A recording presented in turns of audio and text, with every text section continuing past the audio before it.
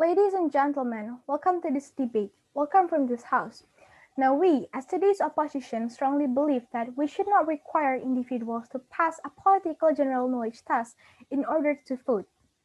First, if we're talking about political general knowledge test, there is no actual standard on how political general knowledge test is.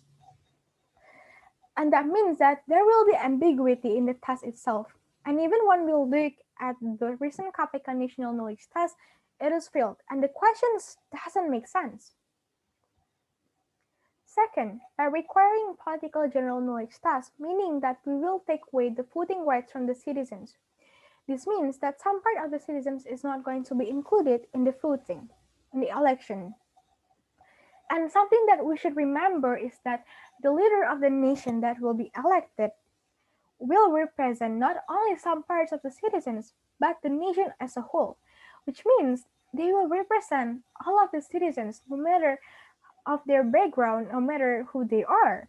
And that will be very unfair for these citizens to not be able to vote for someone that will represent themselves.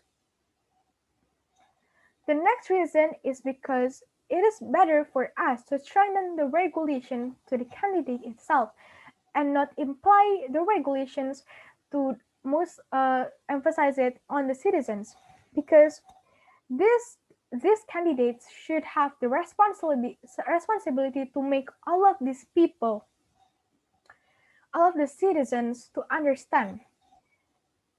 And it should be more regulated about how we could make the political environment to be positive. Or we could, as a solution, we could create a legal body so that all these candidates can register firstly of what they want, of information they want to give, and what even they want to make. And this legal body will approve of what this candidate proposed, so that we could maintain a political environment that is positive and we could prevent the indications of any wrong things like the shape of ideology or any black campaign that could possibly happen without limiting the rights of the citizen. The next reason is because the number of people who will vote will highly decrease.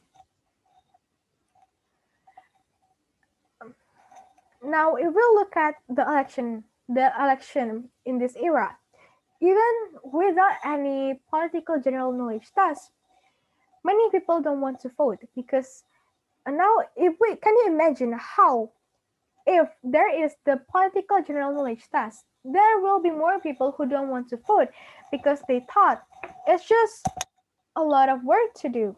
It's just too much.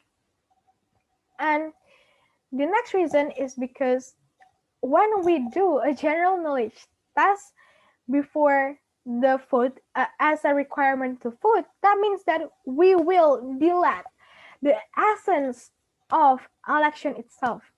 We will not represent the aspiration from the majority of the citizens in Indonesia.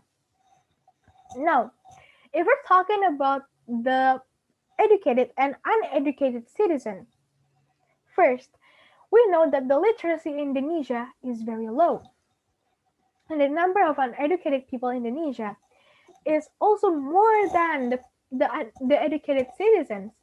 And this means that the people who are going to vote is going to be less than the people who will not vote. And therefore, we will not represent the majority of the citizens' aspiration. And it's just diluting the essence of democracy and election. The next reason is because there will be more room for bribery and fraud during the test.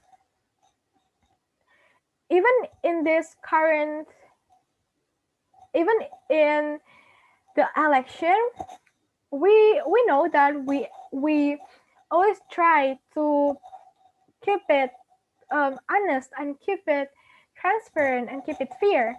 But we know that all of this fraud is expected to happen.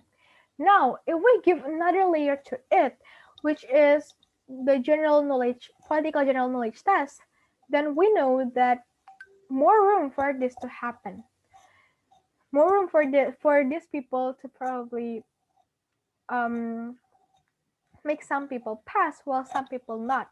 And even the answer itself could be biased because some people would think in another way rather than the right answer, but these people who give the answer want just some types of people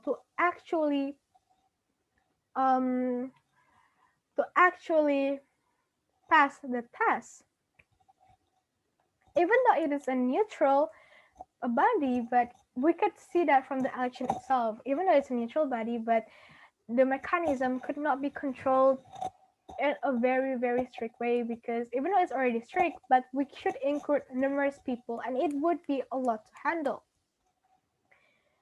And now that is all of the reasons why we believe that there should not be required any political general knowledge test in order to vote, because it is simply will delete the essence of the democracy itself by not presenting the majority of the citizens' aspiration. It will